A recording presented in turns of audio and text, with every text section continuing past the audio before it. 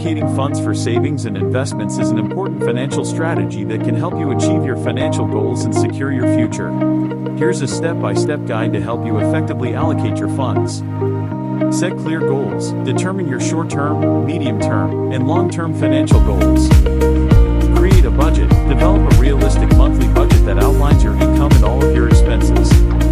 Emergency fund. Before you start investing, it's crucial to build an emergency fund that covers 3 to 6 months worth of living expenses. Debt management. If you have high-interest debts, such as credit card debt, consider prioritizing paying them off before making extensive investments. Asset allocation. Decide how you want to distribute your funds among different types of investments, such as stocks, bonds, real estate, and other assets. Remember, your allocation strategy should be tailored to your individual circumstances, risk tolerance, and goals. Consulting a financial advisor can provide personalized guidance based on your situation.